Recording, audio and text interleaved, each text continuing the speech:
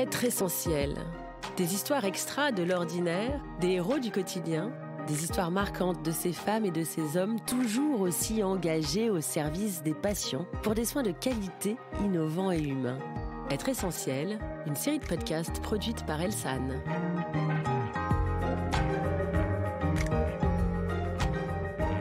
Aujourd'hui, je reçois Lucie Carlier, 32 ans, qui ne chôme pas entre ses deux activités. Elle s'occupe à la fois du centre de vaccination de la Polyclinique du Parc à Saint-Saulve, mais elle est aussi manageuse environnement à la Polyclinique de Vauban, autrement dit coordinatrice des services de restauration et de linge. Bref, on ne s'ennuie pas avec Lucie qui va nous raconter son quotidien dans un instant. Bonjour Lucie. Bonjour Julie. Alors, est-ce que vous pouvez nous raconter votre parcours et comment vous avez décidé d'être infirmière ? Je suis diplômée depuis juin 2010. J'ai travaillé 1 an en réanimation au centre hospitalier de Valenciennes et je suis arrivée sur la clinique en 2011. J'ai d'abord été remplaçante sur différents secteurs, puis j'ai travaillé 7 ans dans le service soins de suite et réadaptation et ensuite je suis allée aux urgences. Infirmière, c'est un métier qui m'a toujours plu, une maman dans le milieu également. Donc j'ai toujours eu l'habitude des horaires postés, du travail le week-end. J'ai voulu aller au contact des patients en fait. Votre mère est infirmière ? Elle est auxiliaire de puériculture. Vous aimiez qu'elle travaille dans ce milieu-là ? C'est quelque chose. Vous vous rendiez compte, enfant, que c'était ça qu'elle faisait ?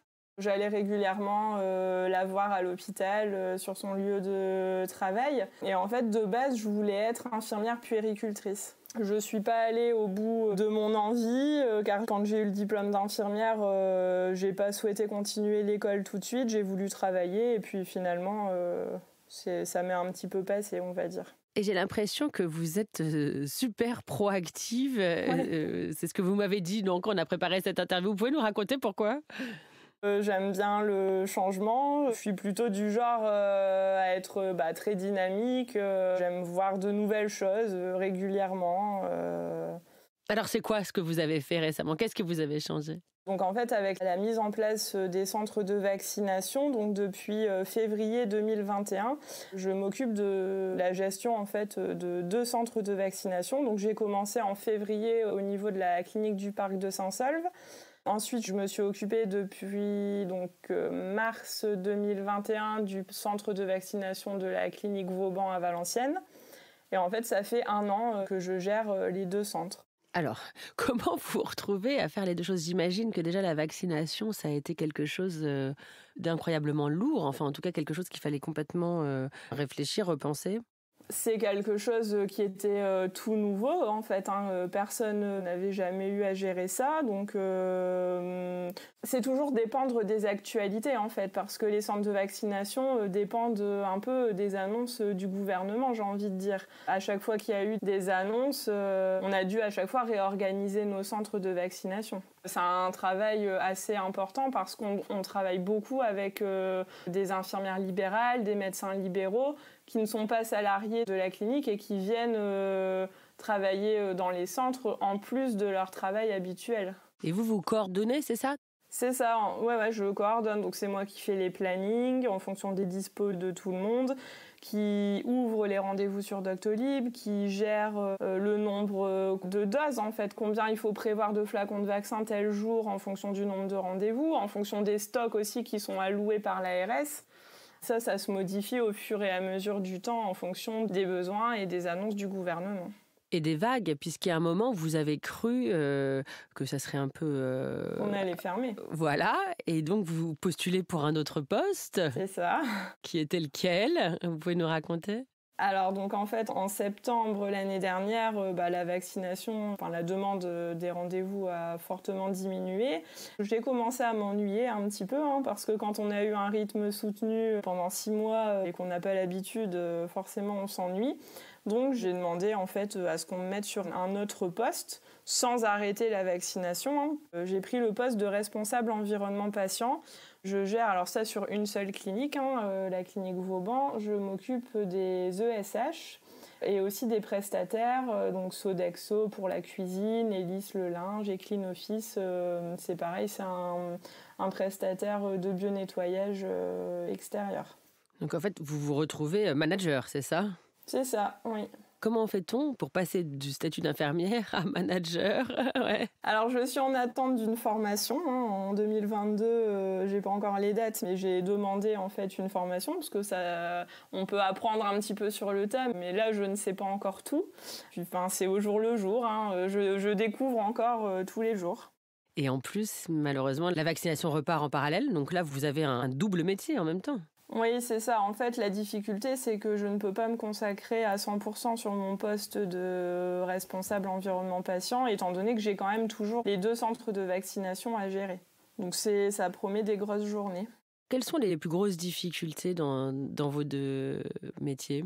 Pour mon poste de responsable, c'est peut-être du coup de ne pas avoir encore cette formation management. Comme c'est nouveau pour moi, peut-être qu'il y a des choses que je ne fais pas correctement ou que je pourrais encore mieux faire si j'avais toutes les bonnes informations et peut-être un peu plus d'expérience.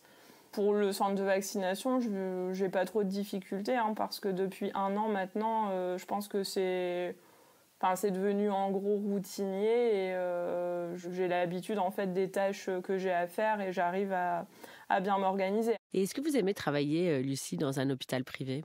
Ça me plaît beaucoup. De toute façon, je peux comparer car j'ai travaillé 1 an dans un hôpital public et l'avantage d'un hôpital privé et de notre structure, c'est que du coup, je trouve que c'est plus familial et même pour ma vie personnelle, c'est beaucoup plus adapté. Parce que vous pouvez vous organiser comme vous voulez ou pour quelle raison ? Du temps où j'étais infirmière, en termes de planning, d'horaire, c'était plus simple, c'était plus anticipé. J'ai un souvenir en réa où on travaillait énormément du week-end. On pouvait pas avoir de vie familiale en fait. Donc si je compare les 2, je trouve qu'on est mieux ici. Est-ce que le Covid vous a appris quelque chose ? Il nous a appris, oui, que c'était important d'être soudés. Pourquoi vous dites ça ? Parce que c'est pas facile de travailler. Le Covid, c'est au-delà d'un service ou de patients qui se présentent positifs. C'est toute une organisation à mettre en place. C'est des réunions un peu extraordinaires, des prises en charge particulières. Si on n'est pas soudé, si on n'a pas une bonne équipe, ça fonctionne plus difficilement, je pense. Alors ça veut dire que vous aimez bien vos collègues ? Oui. Vous entendez bien, vous formez une équipe soudée ? Oui, on est une équipe jeune et dynamique, oui. Et pour finir, quelles sont les qualités requises pour faire votre métier ? Alors, je pense qu'il faut avoir de l'empathie, il faut savoir être diplomate, savoir gérer son stress aussi et avoir une bonne organisation. Merci beaucoup, Lucie. Et si vous deviez parler à une jeune personne qui hésiterait à faire votre métier, que lui diriez-vous pour la convaincre ? Je lui dirais qu'il faut toujours tenter sa chance. Si on hésite, il faut y aller, on sera embarqué dans cette belle aventure. Oui, après, c'est vrai que ça peut faire peur. C'est sûr que c'est des journées qui sont intenses, c'est un nouveau rythme. Si on est tenté, c'est qu'il y a une part de nous qui a envie d'essayer quelque chose de nouveau. Et tant qu'on n'a pas essayé, on ne peut pas savoir si ça nous plaît ou si ça ne nous plaît pas. Quand je vous ai demandé aussi ce que vous aimez dans votre métier, vous m'avez dit le rythme soutenu. Oui. Donc il y a des gens qui aiment bien aussi l'adrénaline d'un métier bien rempli. Oui, c'est ça. Oui. Merci beaucoup, Lucie, et je vous souhaite très bonne continuation. Merci, bonne journée. Au revoir. Au revoir. Et à bientôt pour un nouvel épisode d'Être Essentiel qui, vous l'avez compris, raconte des histoires extraordinaires où l'humain est au service de l'humain. Être Essentiel, un podcast à retrouver sur toutes les plateformes audio.